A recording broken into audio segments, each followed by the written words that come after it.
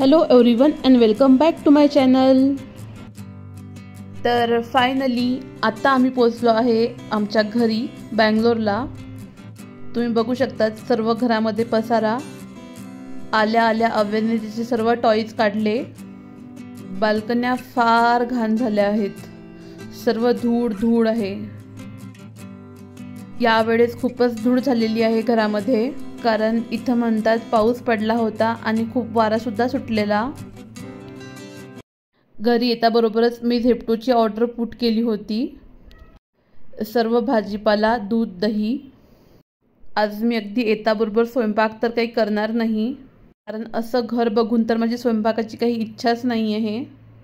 सर्वात आधी तर मला सर्व घराची साफसफाई करावी लागणार आहे, पण साफसफाईच्या पण आधी हा भाजीपाला मी फ्रीजमध्ये ठेवून देते। उन्हाळा आहे, लवकर खराब होऊ शकतो। तर मी ऑर्डर केले होते आंबे। यावर्षी इथं दोनच आंबे दिसत आहे, बैंगनपल्ली आणि सिंदुरा। त्यातला आम्हाला सिंदुरा खूप आवडतो। त्यानंतर मिरच्या, भेंडी हा सर्व भाजीपाला मी ऑर्डर केला आहे।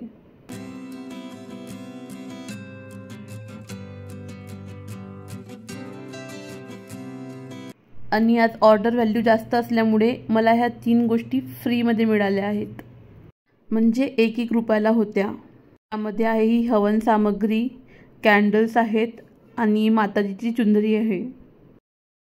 बघूया कधी ना कधी कामात पडतीलच ह्या गोष्टी।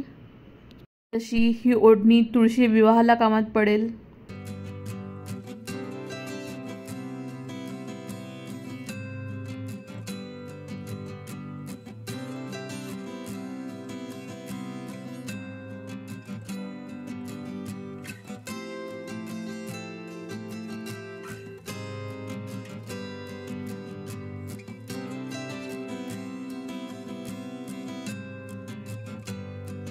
सर्व भाजीपाला आत ठेवण्याच्या आधी फ्रीज एकदा छान नीट पुसून घेते।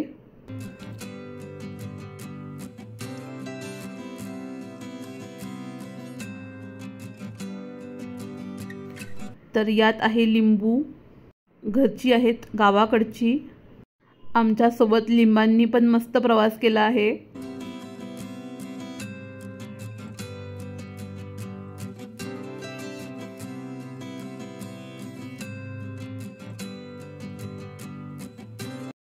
आणि आता ह्या मिरच्या ह्या आधी धुवून घेते। कोथिंबीरचे मुळं कापून याला असाच फ्रीजमध्ये ठेवून देते। माझ्याकडे आता निवडायला वेळ नाही, थोडाफार जो काही कचरा होता त्यातला तो मी काढला आहे।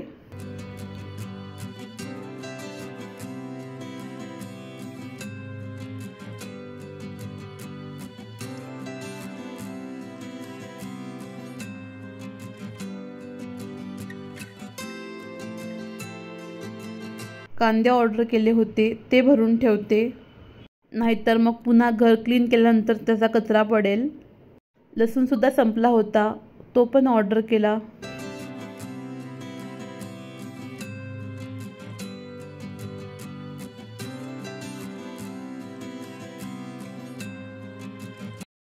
इकडे माझे हस्बंड मला हेल्प करत आहेत क्लिनिंगमध्ये। ते डस्टिंग करत आहेत सर्व वस्तूंची। तर मी हे सर्व अव्यांचे खेळणे आवरून आता घराला झाडू पोछा मारून घेते। पण त्याआधी मला एक काम आठवले, ते म्हणजे माठ काढायचा होता। उन्हाळा लागला आहे, थंड पाणी तर लागतेच। उन्हाळ्यामध्ये थंड पाण्याशिवाय तहान भागत नाही। बऱ्याच दिवस झाले हा माठ ठेवून दिला होता, म्हणून याला स्वच्छ धुवून यामध्ये साधे पाणी भरून घेते। मग 1 तासानंतर ते पाणी चेंज करून त्यामध्ये फिल्टरचे पाणी भरेल। आता माझा झाडू पोछा करून झाला आहे। झाडू पोछानंतर खूप बरं वाटत आहे घरामध्ये। दोन्ही बाल्कन्या मी पाण्याने धुतल्या, खूप घाण झाल्या होत्या।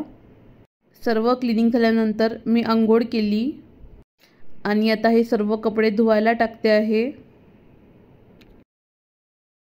अजून मशीनचे बरेच लोड लावायचे आहेत, बरेच कपडे आहेत, बेडशीट्स आहेत।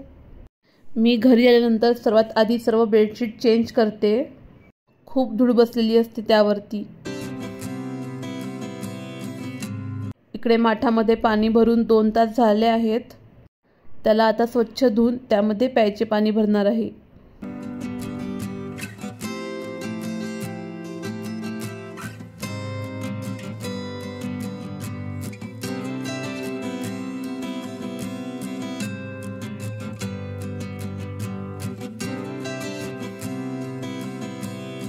मिरच्या पण धुवून सुकल्या आहेत. त्यांचे देठ काढून ठेवते, ज्यामुळे मिरच्या छान टिकतात.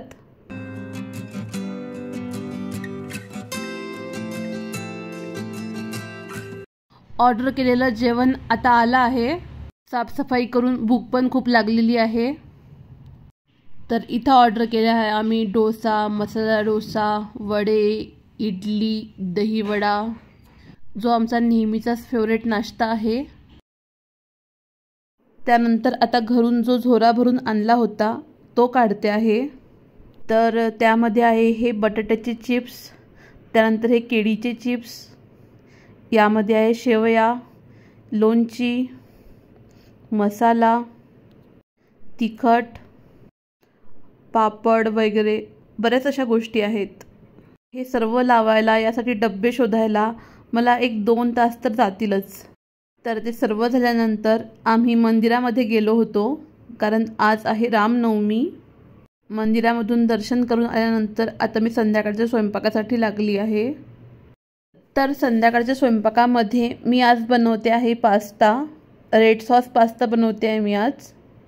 आणि माझ्यासोबत अव्यान आहेच मला पास्ता शिकवायला. त्याला पण पास्ता खूप आवडतो.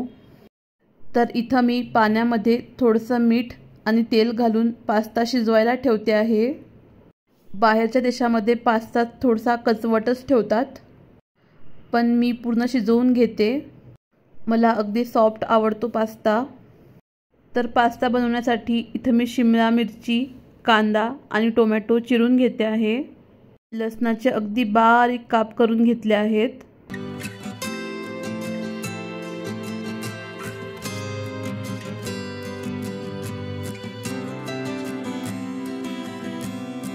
त्यानंतर एका कढाईमध्ये थोडंसं तेल घालून मी बारीक कापलेला लसूण टाकला. लसूण हलकासा झाल्यानंतर यामध्ये मी कांदा टाकते आहे. सर्व भाज्या अगदी फार पण शिजवून नाही घ्यायच्या आणि अगदीच कचवट पण नाही ठेवायच्या. म्हणजे अगदी थोड्याशा नरम होईपर्यंत आपल्याला सर्व भाज्या शिजवून घ्यायच्या आहेत. या सर्व प्रोसेसला 3 ते 4 मिनिट लागतात. इकडे पास्ता पण छान शिजला आहे. यातलं पाणी आता ड्रेन करून घेतलं आहे. इथं एका वाटीमध्ये मी थोडंसं पाणी घेऊन त्यामध्ये 1 चमचा कॉर्नफ्लोअर घालून त्याची स्लरी बनवून घेतली आहे. सर्व सॉसेस टाकताना माझा नेमका व्हिडिओ बंद झाला होता, तरी तुम्हाला सांगते यामध्ये मी 3 चमचे सोया सॉस घातला आहे. त्यानंतर 4 ते 5 चमचे टोमॅटो सॉस घातला आणि त्यामध्ये ही कॉर्नफ्लोअरची स्लरी घातल्यानंतर लगेच आपल्याला पास्ता ॲड करायचा आहे. त्यानंतर यामध्ये मी थोडासा रेड सॉस पास्ता ॲड करते आहे. थोडीशी मिरेपूड, चिली फ्लेक्स आणि ऑर्गॅनो घालते आहे आणि यावरती चवीप्रमाणे मीठ. पास्ता इथं रेडी झाला आहे. जेवणाला थोडाफार वेळ होता म्हणून म्हटलं जी काही भांडी पडली आहेत ती सर्व धुवून घेते.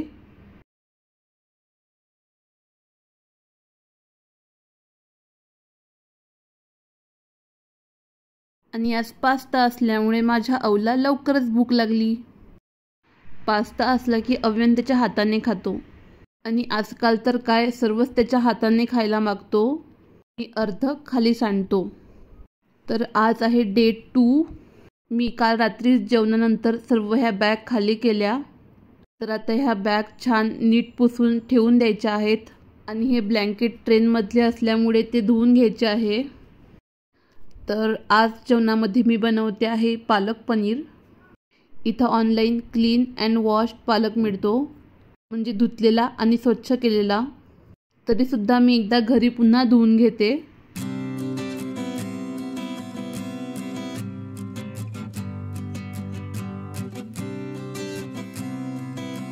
तुम्ही माझा पालक पनीरचा आधीचा व्हिडिओ बघितला असेल तर तुम्हाला माहितीच असेल मी पालक पाण्यामध्ये शिजवत नाही.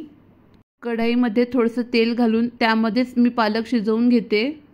आणि आता पनीर कापताना एक स्लाइस मी अशीच ठेवली आहे मोठी, ती तुम्हाला नंतर कळेलच का। ज्यांनी कोणी माझा आधीचा व्हिडिओ बघितला असेल त्यांना माहिती असेल। त्यानंतर पालक पनीरच्या भाजीसाठी इथं मी हिरव्या मिरच्या, 1 टोमॅटो आणि 2 कांदे कापून घेते आहे। हे सर्व मिक्सरमध्येच वाटून घ्यायचे आहे, त्यामुळे जाळच कापते आहे। तर इथं मी मिक्सरच्या भांड्यामध्ये कांदा, हिरवी मिरची, लसूण, आलं सर्व छान आधी वाटून घेते। टोमॅटो मी थोड्या वेळानंतर घालील। त्यानंतर एका कढईमध्ये मी ऑइल घातले, त्यामध्ये हा वाटलेला गोळा घातला। त्यानंतर आता या गोळ्यामध्ये मी 1 चमचा गरम मसाला घालते आहे। त्यानंतर थोडीशी हळद, थोडंसं तिखट, जिरा पावडर, धने पावडर। मसाले छान भाजल्यानंतर यामध्ये मी टोमॅटो प्युरी घालणार आहे। आता माझा गोळा छान भाजून झाला आहे, त्याला थोडेफार तेल सुटले आहे। मी तेल कमीच घातले होते, घरी असताना मी तेल थोडं कमीच घालते। कोणी पाहुणे वगैरे आले की मी छान तेल टाकून गोळा भाजते। गोळा भाजल्यानंतर यामध्ये मी शिजवलेला पालकची प्युरी घातली आहे आणि जो पनीरचा लांब क्यूब ठेवला होता त्याला मी असं आलं किसायच्या किसणीने किसून घेते आहे, ज्यामुळे पूर्ण ग्रेव्हीला पनीरची टेस्ट येते आणि भाजी घट्टसुद्धा लागते। पालक पनीरमध्ये मीठ घालताना थोडंसं कमीच घालावं लागते, कारण ऑलरेडी पालकाला थोडीशी खारट टेस्ट असते। इथं माझी भाजी रेडी आहे, आता मी चपात्या करून घेते।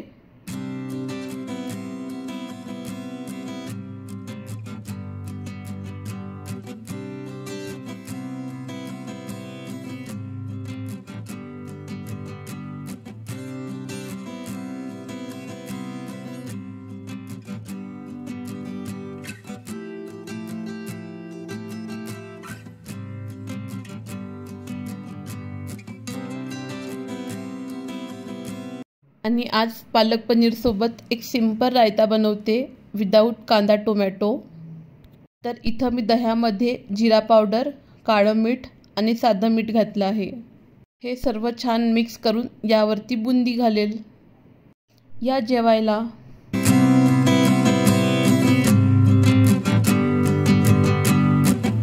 आज पण कपड्यांचा एक लोड लावला आहे। ह्या बॅग्स आता छान नीट पुसून घेते, म्हणजे लवकरच लॉफ्टमध्ये ठेवल्या जातील।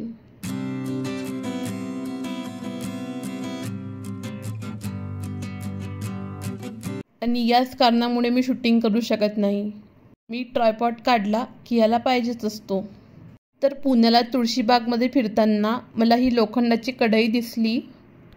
मला खूप दिवसांपासून अशी छोटीशी लोखंडाची कढई हवी होती आणि ही कढई मला फक्त 150 रुपयामध्ये भेटली। ऑनलाईन खूप महाग आहेत। अगदी परफेक्ट साईज भेटली आणि अगदी हवी तशी। खूप वेळा घासूनही या कढईचा काळा कलर निघत नव्हता, म्हणून मी या कढईला 1 तासासाठी पितांबरी पावडर लावून ठेवते आहे। पावडर लावल्यानंतर सुद्धा मी तिला बरेच 5 ते 7 मिनिट छान घासली, तेव्हा कुठे त्याचे ते काळे काळे निघाले। मला त्या काळ्या रंगाबद्दल तर माहिती नाही की नेमके ते काय आहे। मी नेटवरती सर्च केलं तर काही लोक बोलले की ते ग्रीस असते, कढईला जंग लागू नये म्हणून ते लावलेलं असते। आणि त्या कढईला स्वच्छ धुतल्यानंतर त्याला पुन्हा एकदा डिशवॉश लिक्विडने घासून घेते। त्यानंतर कढई गॅसवरती छान गरम करून त्याला तेल लावून घेते आहे। ही सर्व सीझनिंगची प्रोसेस मी यूट्यूबवरूनच शिकले आहे। आणि त्यानंतर कढईमध्ये पुन्हा पाणी घालून कढई डिशवॉश लिक्विडनी स्वच्छ धुवून घ्यायची आहे। ही प्रोसेस मी 3-4 वेळा करते आहे। यावेळेस कढई गरम केल्यानंतर त्यामध्ये मी मोहरीचे तेल घातले आहे